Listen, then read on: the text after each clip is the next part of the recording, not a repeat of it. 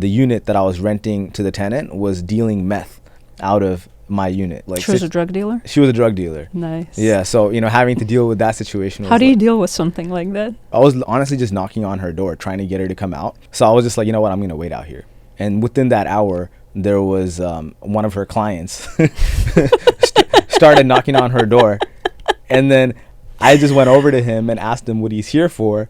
And then he pretty much like referred to her by name and, like made the reference that he's here to, buy meth. Buy drugs. Buy drugs from her. And, I caught that on video. Thanks for coming in today. I'm super excited to Yeah. do this podcast with you, to introduce you to our listeners. We have Ariv Vozhi today, who specializes in off-market deals. Yeah. You're also a real estate professional. Yep. You hold license here in Washington State. I do. You have investment properties as well, Yes. from what I understand, what I hear. And I wanted to kind of sit down with you, talk to you about the concept of doing off-market deals, because that's something, I won't lie to you, is Yeah. foreign to me personally. Really? I bought a couple off-market deals. I did one off-market deal, but I don't go door knocking. So I'm curious to hear your side of the story, your Yeah. angle on how you do it. Like, for somebody who's also like brand new, never done this before, how would somebody like that get started? So there's a lot of exciting info, sounds like, we can provide to our listeners today. Yeah, absolutely. First of all, thank you so much for having me here. I'm glad that we could have, we serendipitously ran into each other at the Tom Ferry event last week and, got a chance to, really connect over there. And, that led to this. But yeah, to answer your question, so, before my real estate journey, I was in the tech world. Mm-hmm. And, that's what I did. I went to UW. I got a degree in electrical engineering, worked in various different, corporate positions for a few years. And I knew I wanted to get into entrepreneurship somehow. And real estate always kind of struck me as something that was really fascinating. And, during the time, my whole fascination was around renovating properties. Mm-hmm. So I didn't even think about off market or anything. I just understood the concept of, wow, I can just buy something, put some, value into it, put it back on the market and sell it for more. That concept was just really appealing for me. And that was that. But I didn't have the appetite to take the risk and do something like that because I didn't know where to begin. And then after doing a little bit of research, I came to find out that, a lot of these flippers, they get these properties from wholesalers. And then I started digging into what wholesaling was. And then I figured, wait, these people are going pretty much out in the open and finding properties and finding owners that are interested in selling without necessarily putting it on the market. And when I got to understanding why these owners would do that, right, it started making sense to me. So why would they do that? So a lot of these owners, they might need, cash really quickly. They might not want their neighbors to find out that they're selling. They're extremely private people, so they don't want other, family members and folks that know them to know that they're selling their property, because a lot of these people have a significant amount of equity. And, when they come up across a lot of wealth, they're just going to start getting calls and things.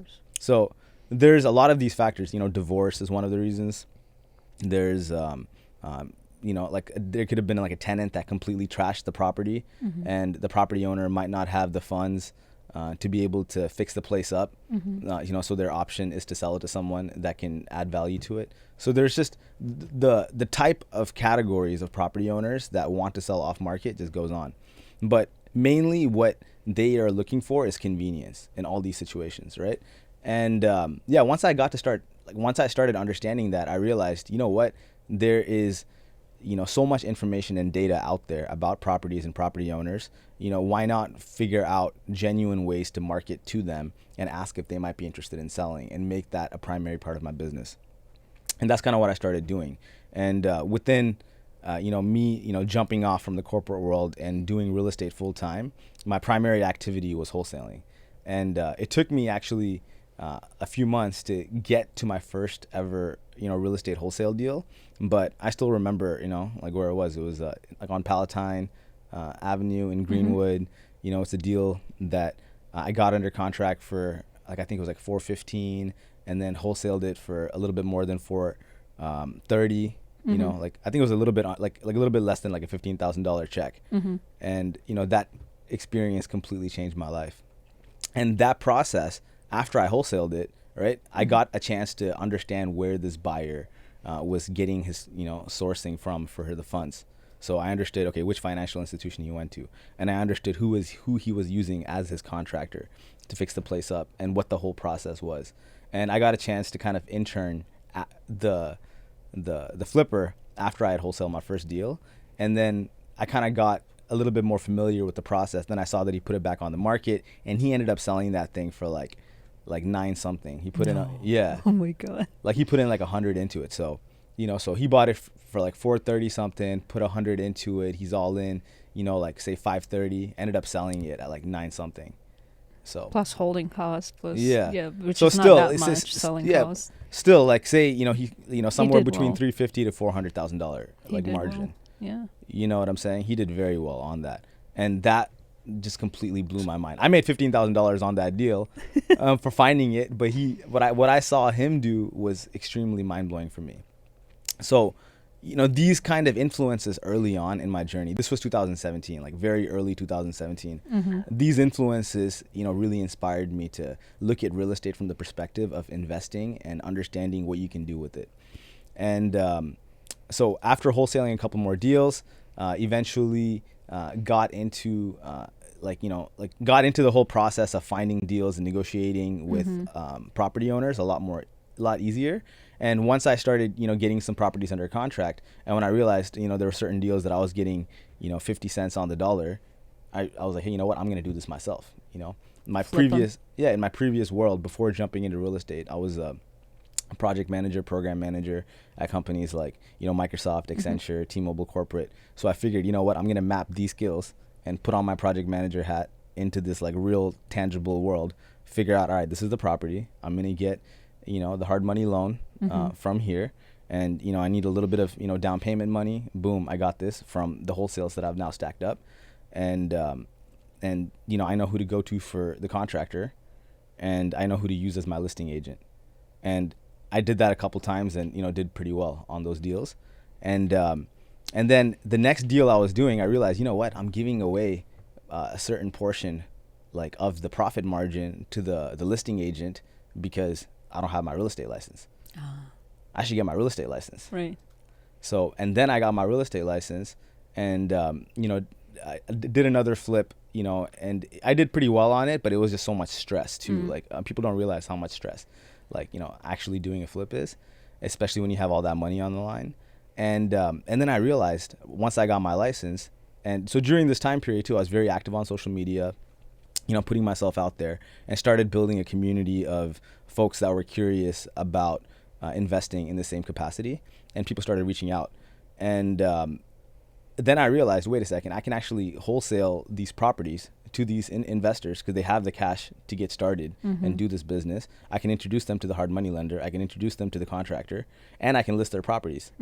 So, and that became my business model later on is, wholesale on the front end, and essentially kind of guide them through the process, put all the pieces together and then get the listing on the back end. And so that was a process that became, pretty routine, especially in 2018, 2019. And then at that time period, I decided, all right, I got to start holding on to some of these properties. Perfect.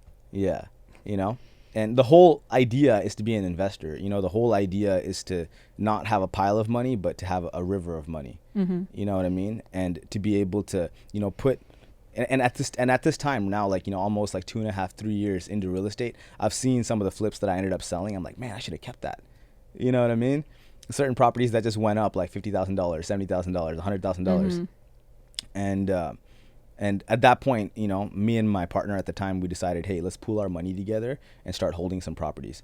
And we wanted to specifically buy a, like multifamily type units just so that we can get, cash flow. And we weren't able to find anything in Seattle. Mind you, we're still doing off market. We're still looking, outside the MLS to find the deals. And we weren't able to find something that quite penciled. So we figured, let's just take, our capital and our approach and just go down south and look in the Portland market. And now, what year was that? This was 2019. Okay. Yeah, so it's still a great time. And early 2019. And we ended up, finding two adjacent duplexes. Sorry, so two adjacent triplexes. And then we ended up, buying that off market. Like just throughout the time we held it, which was about 18 months, I think we spent about $25,000 maybe to like, paint, new roof, minor upgrades here or there. But we bought that at like around like 530 something, ended up selling it like in the low 700 range. So like almost like $200,000 in 18 months. Yeah, just off of holding it. And you did 1031 on it? Yeah. So what'd you buy? And then so there was another property too, like at the same time that we bought this, maybe a couple months after we bought this triplex, we found a duplex on the market in Portland. Ended up, buying that as well, and just held on to it. Similar price, around 500 something, and at the same time frame, like within like a couple months of each other, ended up selling that also for about 700, and put both of those. How much were your rents on those? We were, I don't know the exact number, but we were cash flowing maybe like a couple $100 a month, a few $100 a month. But the more important thing about that acquisition was the equity play that we knew that we're making right from the beginning. And you bought how many units? So 1031. So yeah, we took those funds and we actually did a flip in the middle somehow too, and then took the funds, pulled that together, and bought a 50-unit building in downtown Seattle on 2nd and Bell. Right across the street from VU, right across the street from Rendezvous. Yep. So yeah, no, it's and that acquisition happened July of 2021, and I'm super fortunate to have had a place to get myself in there. That was through relationships and friendships. From 6 units you went to 50. Yeah, that's a big deal. Yeah. Good for you. Yeah, thank you. Congrats. Yeah, and and the journey just keeps continuing, and there's a whole bunch of other stuff that I'm also doing in the meantime, and kind of throughout this journey, right, I have done the best I could to try to be as transparent about the things that I'm doing. So there's a lot of people that are super tapped into what I'm doing, and I'm having a real estate license. I have the ability to help people create wealth for themselves as well. So you're also an artist. Yeah. And yeah, being an artist is just, I didn't start this entrepreneurship thing, just to, just make money, which is great, by the way. But, that's not the only aspect of life. I sincerely believe that, completely like expressing yourself and especially when you have an outlet to, to really immerse yourself in that. And interestingly enough, me being an artist and kind of projecting myself as an artist throughout this whole journey has allowed me to cast a wide net that my real estate ventures gets spread into, and it just allows me to create partnerships and clients and folks that I'm able to add value to, and vice versa. So yeah, it's honestly been a super fulfilling journey, and I've been doing this now full time since 2016. And when I began in 2016, I think it was the end of 2016, I wrote a mission statement, which is Vozhi is a company that integrates real estate investing with culture, music, and technology to inspire positive change in the community. Love it. Yeah. So like, what Ikigai is? Who? Ikigai. It's this kind of Venn diagram of, I'm going to butcher it, but it's like, what you're good at, what the world needs, what you genuinely like doing, and then there's one more bubble, but you pretty much kind of list all these things, and where this intersects is your purpose. And I did this exercise early, like around 2016, and then I realized, what, I really love music. I don't want to let that go, and I'm good at it, so like, why should I let it go just because there isn't like a monetary way of going about it right now? I really like making money, and I have to figure this aspect of life out, because it's going to be crucial to all my ventures later on. And then throughout my studies, I realized that 90% of, I don't know what the number is, but just a lot of really successful people like back their financial success with real estate, and it just was a no-brainer to figure out how that world worked. And then the third thing for me was I want to be able to give back to the community and give back to society as much as possible. And that element was something that was instilled in me through my parents, and I felt that was also an important aspect. So music, real estate, community give back. So I kind of decided I'm going to center my activities around these three things, and I've been doing this now full time for the past 7 or so years. I'm going to throw you off a little bit here. Throw me off, yeah. I know you're pretty close with your family. You Yeah. showed your parents and everything, and I Yeah. know you value their opinion a lot. How was that transition from going from corporate world, steady paycheck, benefits and everything, into I'm going to do something that's completely off the whack, Yeah. and go into real estate that I may or may not get paid on? How did they take that? It's like, honestly, it was, like, I do want to say it was difficult, but I don't think it was as bad for me as it would have been to like other immigrant kids, trying to just go completely off course. I think, to give you context, right? Like, I'm the firstborn in my family. And I think until that point, I had made my parents really proud. You know what I mean? Like, I went to UW, had scholarships, got a degree in electrical engineering. You know what I mean? And I literally put myself through high school, like, figured out how to take the SAT, like, all that by myself. So, and then once I, graduated from UW, I, got a really nice job, 6-figure salary, early 20s, like, did that for a few years, and I had some money saved up. So at this point, I had really proven myself to them. You know what I mean? At this point, I think I'm like, 25, about to turn 26, telling them, hey, I'm going to try this real estate thing. And my kind of argument, not necessarily argument, but what I just essentially told them was, hey, look, I've clearly demonstrated that I'm able to, do well in this world, and I'm still really young. Let me just try this for a couple of years. If I absolutely fail, I always have the ability to go back into the corporate world. And, thankfully, just due to, them believing in me off of, me making me proud until that time, they decided to kind of trust me and, allowed me to kind of go through the journey. And honestly, like hats off to them, and I give them major props, because I don't know if they fully understood, but they believed what me. you were getting yourself into. Yeah. Because I'm also, I came here as a refugee as well, and I was 19 when That's we moved. crazy. I mean, shit, I'm still scared of my mother to this day, but now I'm almost 50. Yeah. I think it's also like that immigrant family, we value what our parents have to say. Absolutely. A lot. Absolutely. And I think to a lot of the kids and or our listeners, that's a scary step to like cross over. Absolutely. And do against whatever the parents are going to think. Yeah. Was that how it was for you? Like, when you My were going kind of parents, in the journey? they didn't know any better. Yeah. Honestly, they didn't, because my mom was in mid-40s. My dad's only 2 years older than her. And, they didn't speak much English. So whatever I did, they were proud of me. It was amazing. I started at Refugee Federation, which is where I work. I didn't speak much English myself. Wow. And I was teaching refugees and immigrants on how to open bank accounts, how to go get a job without speaking any English. My job was to get them a job. And I didn't speak much English myself. So, I mean, my parents were proud. They were just happy that I was, in a stable somewhere. Yeah.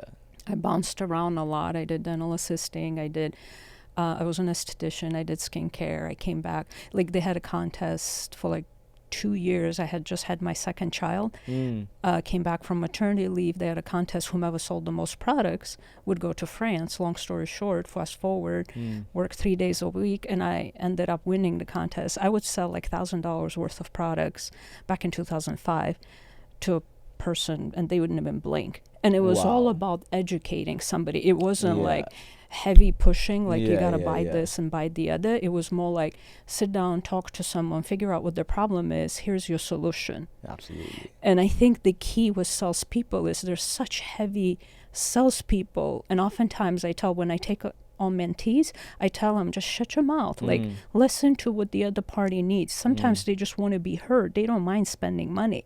Like listen to what the other party has to say, and then provide a solution, and they will buy. So when I got back from France, I realized I clearly had sales skills. I was clearly good with people.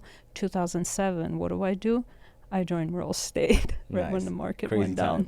Right when the market went down.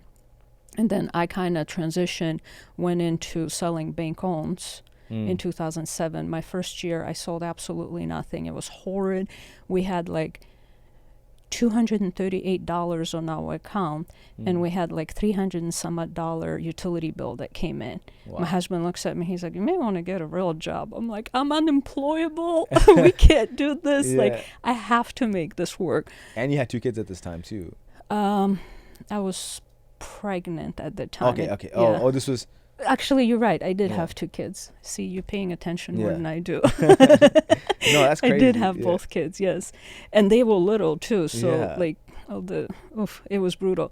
So I ended up making it work. I got in with the banks, sold bank loans, worked day and night, and then kind of transitioned who was buying during bank loan era. Like Investors, yeah. right? So I kind of transitioned, went into investment world, got introduced to that. My husband and I started investing in 2012, little duplex out of Renton, Highlands, and then, I sold that duplex and I bought a 13-unit apartment complex. I think we walked away with like 150, Nice. and I bought 13 units for 450. Drug addicts, homeless people, like you name it, I had Where it. was this? Enumclaw. Oh, wow. Okay, No yeah. one, like no lender, no hard money lender wanted to touch us with the 10-foot pole. Like it was that bad. Found a hard money lender. And again, it's all about networking, relationship building in this industry, as you know, right? So found the hard money lender. He gave us money. Within 3 months, I was able to refinance it, like fix it up, got rid of all the tenants, fixed it up, put Wow. new tenants in, refinanced it, and got all my money back. Nice. So we paid $450 for it at the time, and I refinanced it at $810 Jeez. maybe. So Double the value almost. I Yeah. know, within 3 months. So the biggest thing with in a multifamily world, as you Yeah. know, you improve your building, you improve your rents, that increases the value of your Yeah. building. So Yeah. that's the biggest difference. What year was this again? Enumclaw I bought in 2014. Got you. Yeah. And then I 1031 exchanged that one in 2019, September. I sold it for a little over 1.4, I think is what I sold it for. And I bought a 48 unit for 2.1. Wow. So out of state. Wow. Yeah.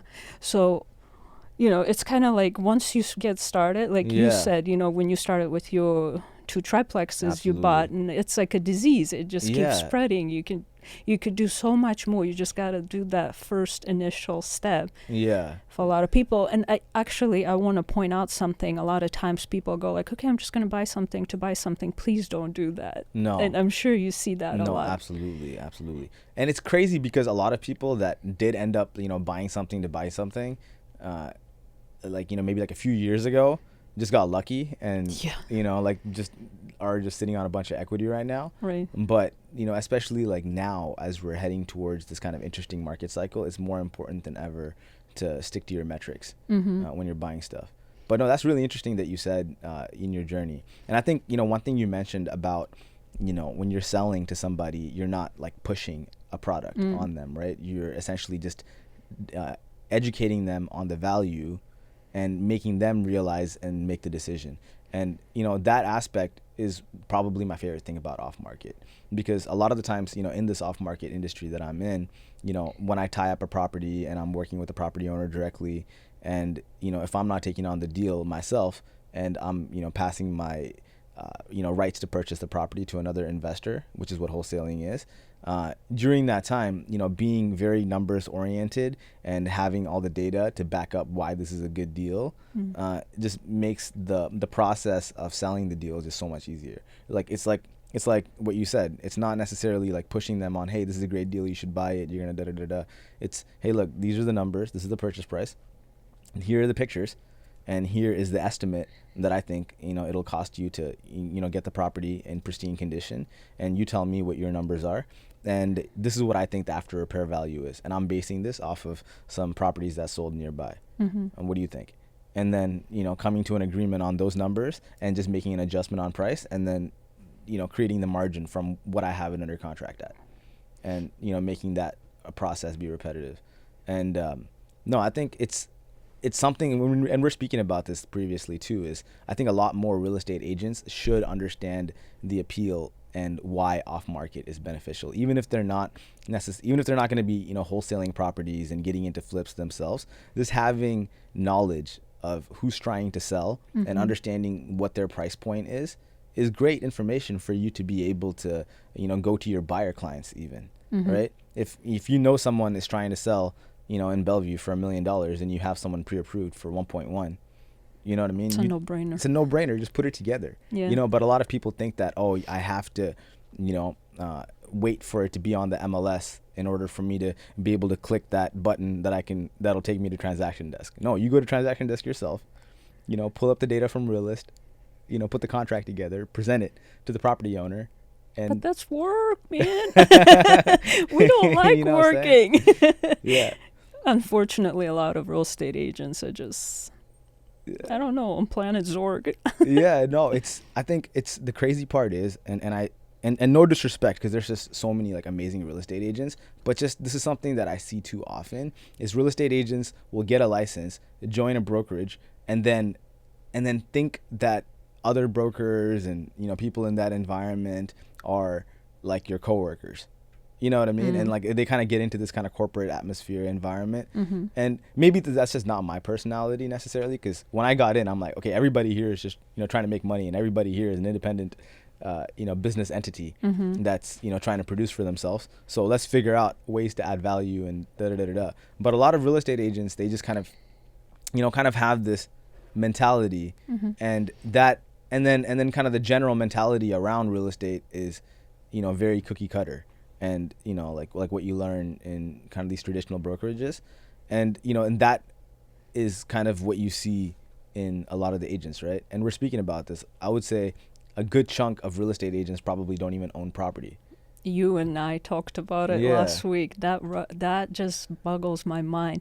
Having access to all these properties, having access to off-market deals, and we were at the event last week, and it just boggled my mind where they're like, sell, go get more listings, go get more buyers. I'm like, wait up, but you don't make money selling. You don't make money with the buyers. Absolutely. You make money when you hold real estate. Absolutely. What the heck are they preaching? And as you know, I actually pulled Tom Ferry over to the side, and I'm like, when are you going to start telling agents to buy real estate? I'm like, you have no, information. I don't know if he has coaches, but there's no information to educate them proper way so that they don't work until they're 90. They're taking a lot of pride on all these agents that are 90 years old and they're door knocking or 90 years old and they're putting contracts together. I'm like, when is this person going to live their life? Absolutely. One leg is 6 foot underground already. Come on. Enjoy your life. No, it's crazy. Like, I think at the event there was like a gentleman and I was like really proud to be like, I've been in real estate I've been a full-time real estate agent for the past like 30 something years. And it's like scary. Yeah, it's like I don't know. It's just, I mean, like, don't get me wrong. Like maybe if I kind of envision my future, I would like to help people, right? With my real estate license at whatever capacity that is. But it wouldn't be something that I want to do depend on. You know what I mean? I don't want my license to be something that I depend on to pay me. Because there's so many ways to make money in real estate, even with properties you own. Even, when you figure out, I have this much equity in it, like this is a great time to go refinance. Like, let me go get another, I have now, boom, like they gave me this much, cash. Let me go buy another property. And it's funny that you bring up Tom Ferry, because I was talking to him too.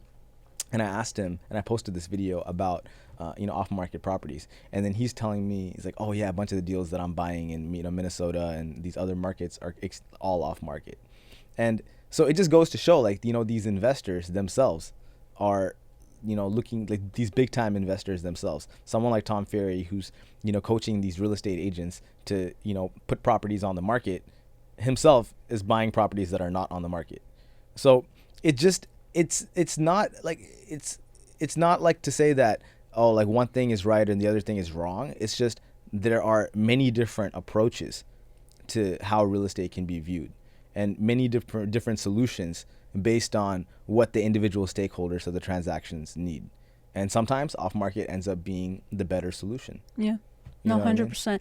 And I think, unfortunately, in our world that we're in, whatever brokerages we're at and the management we're under, they don't teach building wealth, like for us. You know, they Absolutely. teach building wealth for our clients, which is great. Build their wealth, Yeah. but don't forget about yourself as well Absolutely. at the end of the day. And that honestly has been bothering me tremendously. We had one agent in our office. He was 80 something years old, worked his whole life in our Wow. office. We rolled him out of that office into Overlake Hospital, and he died. Like he worked Like literally from the hospital. Sorry, from the office to the hospital. He worked till the day he died.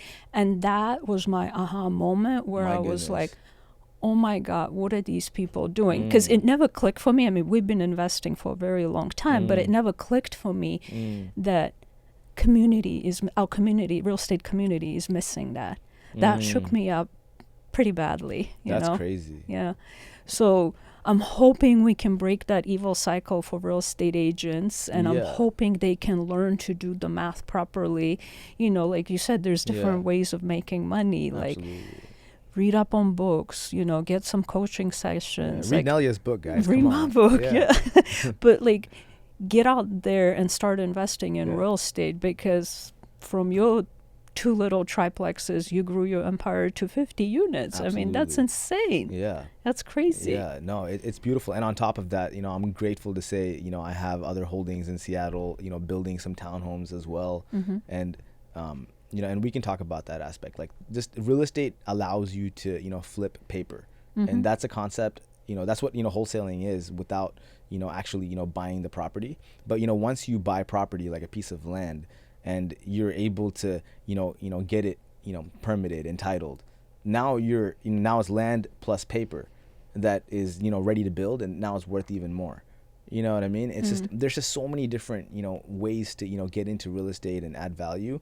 But I think the most important thing that even agents don't realize is, what to do with real estate. You know what I mean? It's like transaction is one thing, but then like once you buy real estate, like what are the ways that What you am can? I going to do with it? Yeah, what are you gonna do with it? Like, you know what I mean? Like, is the goal to just live in it? Is the goal to use that as an investment vehicle? Is the goal do you have like a a 2-year 5-year 10-year plan with this particular property? These are things that real estate agents aren't necessarily gonna be able to help you with, because what they're good at is, hey, I can talk to the agent and bring down the price to, this amount, and I can, put this property or put this contract in escrow and facilitate the transaction until it closes. You know what I mean? Like a VA can do that. Yeah. You know what I'm saying? So there's also, I want to cover this a little bit. You're a landlord, right? I'm a landlord myself as well. And oftentimes there's this misconception, I'd even call it, that, I'm going to buy rental properties. I'm going to turn it over to my PM. I don't have to worry about it. And I'm going to go to Mexico or Cabo and sip my margaritas and get my checks. Tell us what the real world is like. Yeah, the real world is, not quite, that simple, especially when you're starting off. You're not gonna, like when you buy property, right? It's like what we did when we bought the 2 triplexes, and then the 2 triplexes were actually not as bad. But then when we bought the duplex, I was telling you before we began the show, but it's basically 2 units, and 1 unit we were renting out to an individual, and then the other unit, it was like 4 separate rooms, and we're renting it room by room, and initially, everything was going, fine and dandy. And then when the pandemic hit, it just became a complete nightmare. And, like the tenants were just ghosting us. It just became, impossible to get a hold of them. And I actually had to like make a drive a few times to, deal with that. So it's not fun at all. And to make matters worse, one of the times I, drove back to Portland, I found out that the unit that I was renting as a whole to the tenant was dealing meth out of my unit. And, there was a whole, She was a drug dealer? She was a drug dealer. Nice. Yeah. So, having to deal with that situation. How do you deal with something like that? It was very ad hoc, to say the least. Like, I kind of dealt with it while I was there trying to figure out what to do. I was honestly just knocking on her door, trying to get her to come out. And, she just wasn't coming out. But I knew she was inside the property. So I was just like, you know what, I'm going to wait out here and then see what happens. And, waited for maybe an hour. And within that hour, there was one of her clients started knocking on her door, and then I just went over to him and asked him what he's here for, and then he pretty much referred to her by name, and like made the reference that he's here to, buy meth, buy drugs from her. And, I caught that on video, and then, or had him basically say that. And then after he left, I just told him, and then he thought I was associated somehow. Like, you're buying drugs too? Like, he's like, you're here for the same reason. And I'm like, do I look like it? But anyways, kind of shoot him off, and then knocked on her door again, and basically told her, I'm like, look, like I have a video of this, this can go like the hard way or the easy way. I want it to go the easy way. I just want you out by a certain date. Can we make this happen?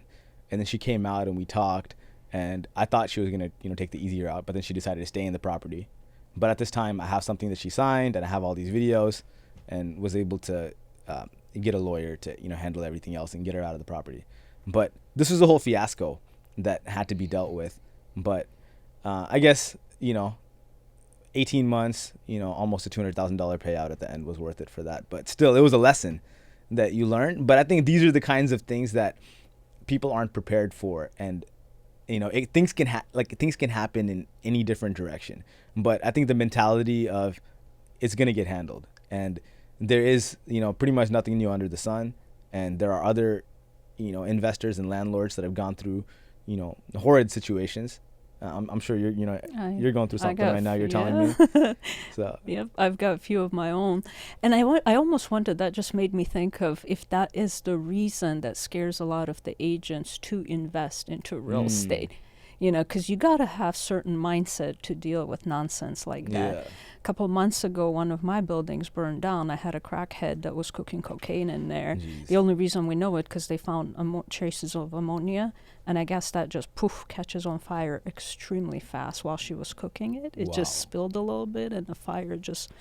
Flames went all over the place, crispy burnt, 20 people got displaced. I was just downstairs before we got up here talking to my adjuster, so everybody got my nerves nice and shaken up. And I'm like, wait, we're going to figure this out. It always works out. But it's having the right mindset. Like, it'll be okay at the end of the day. Like, let's just work this through together. Absolutely. I'm just...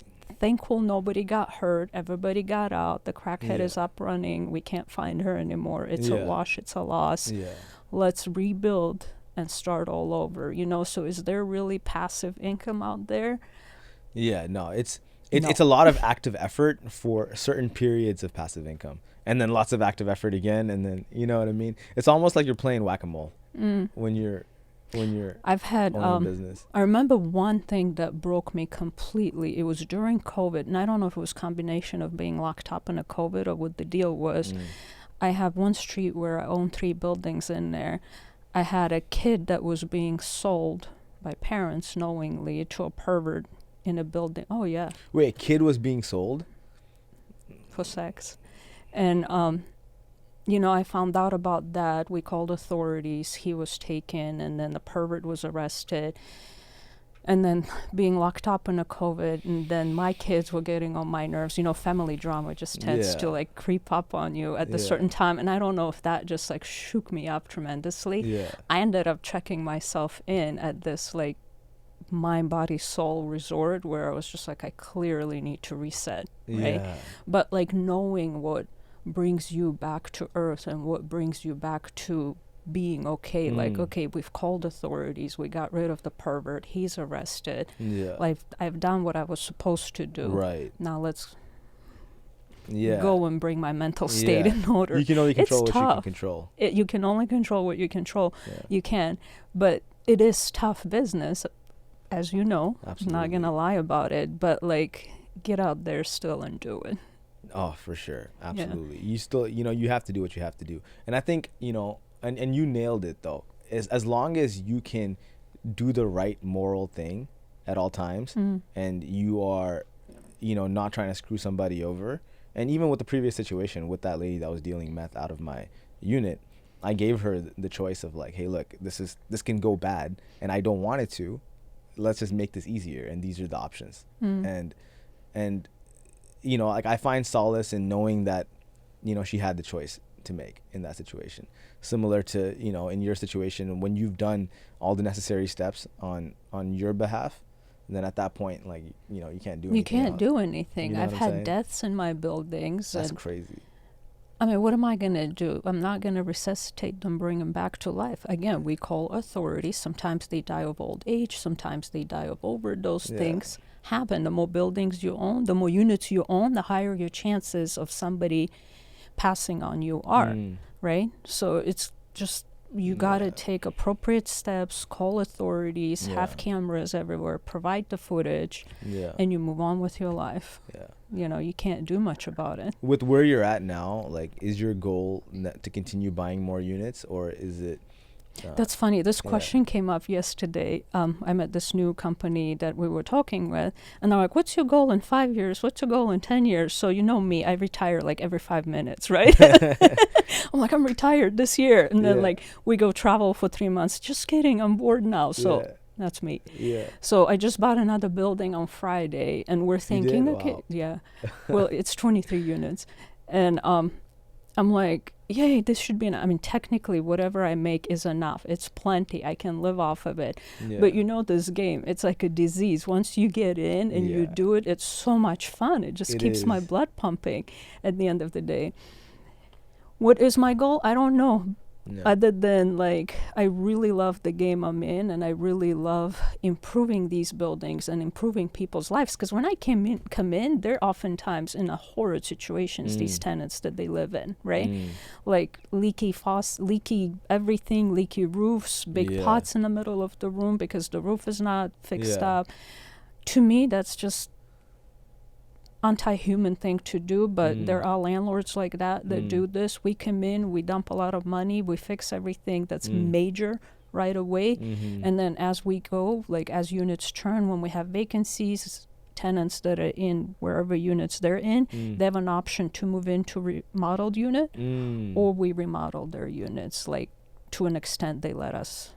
I like that. That's a good strategy. And you improve, like all of a sudden you see kids riding their bikes in your driveway, you know, like like the safety's all of a sudden now there, where before they had drive-by shootings and there was not a single soul out in the parking lot, and now it's like they feel safe enough. And honestly, it doesn't take a lot of work. It's clean out the outside, pressure wash things, paint the patios and the decks and the front doors, and replace the windows that are all boarded up, and people feel safe. And the riffraff goes away too, because now they're like, oh wait. I also actually, here's another tip for investors. I specifically always drive to police stations nearby, near my buildings. I'll introduce myself. I'll tell them, hey, I just bought this building. Here's my name. Here's my number. Here's my contact. I want you guys to patrol it every now and then. So when we take over, chances are we do have drug dealers and prostitution and things like that. But when they randomly patrol it, it's a lot harder to do that now. So then miraculously you get notices that I'm no longer going to live there. So you can get rid of a lot of riffraff without having to go through eviction. You said, that's police's job. They patrol anyways, and they don't want all that riffraff anyways. No, and I think as an owner, just give them the green light and your blessing. They'd be more than happy to do that. Wow, that's a really good strategy. For so building owners out there. Do that if you want to save yourself a lot of headaches. You know, in the beginning, initially, it's a lot of work. Legwork. Like a lot of my properties are out of state.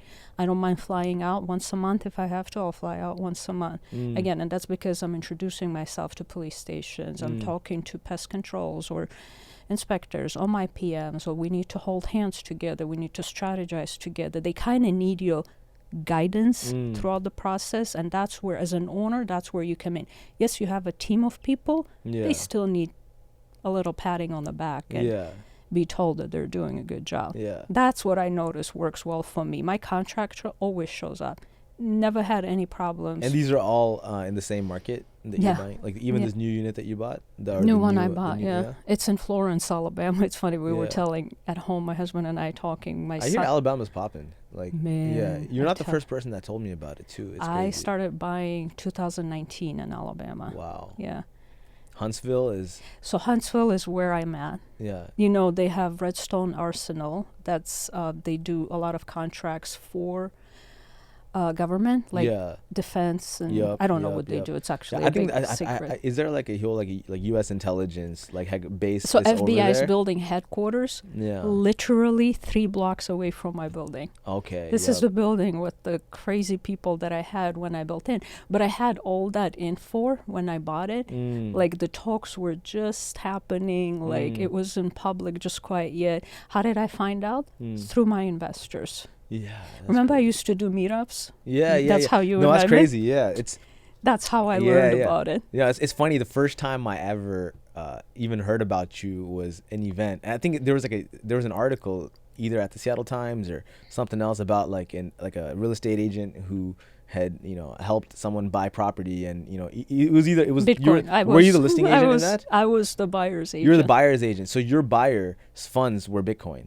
Cryptocurrency, yeah. Were through like was all Bitcoin. And It through was his down payment funds, yeah. Yeah. No, I remember, and you had hosted an event after having successfully done the transaction. Was it the first in, like, was it Do the you know first? how many hits we got on that story? Was it the first in America or first in Washington State? We believe it was first in America because we actually sat down with Fannie Mae, my lender did, and they came up with the guidelines on what to do in the future when buyer comes in using That's cryptocurrency. crazy. That's That actually was my deal. Yeah, that's G. Fannie Mae did that That's for crazy. us So you're the first real estate agent to represent a buyer who bought property with Bitcoin. with Bitcoin. That story That's a in big deal. 24 hours got 32 million hits.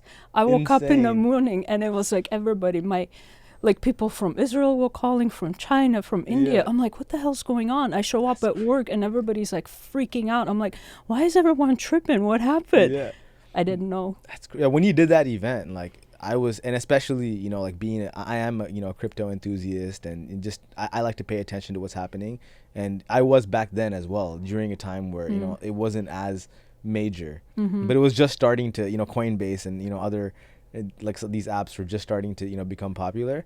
So when that story became kind of popular, I was like, who is this Nelya person? I have to go see her. Completely So- clueless. Didn't know how it works, but I'm glad we did it. And we I'm got glad you put fit- that event together too, because even I remember there was like a lender there, and he had no idea. He's like, I don't know. We I don't guess." know. We Yeah, just kind of put things we kind of together. just we made just did work. it, and the money came, and it worked. So Yeah, I guess that's we're good. pretty much what happened. That's pretty much how it happened. I think we're kind of running out of time. I'm Okay. actually very thankful that you came out today. This was a lot of helpful information. Hopefully we Absolutely. can change our viewers and real estate agents' mind into, looking at other options of doing real estate and not just cookie cutter, whatever we're taught usually. And Absolutely. hopefully they will be out there yeah, investing too. yeah. Anything else you want to add? No, one, thank you again for the opportunity to, talk about my journey. And I really want to express to the listeners and, real estate enthusiasts that off market truly is the way, because, the MLS is just one platform in which properties exist. And there's a whole plethora of options out there. And, property owners, they just need to hear the options. And I think if you can position yourself as someone knowledgeable enough to go to these property owners and create these, beneficial situations, you'll find a lot of value in your journey as well as your, clients' journeys and your, your circle's journeys. So, Perfect. Thank you. yeah. Thank you Thank you again so for having much. me.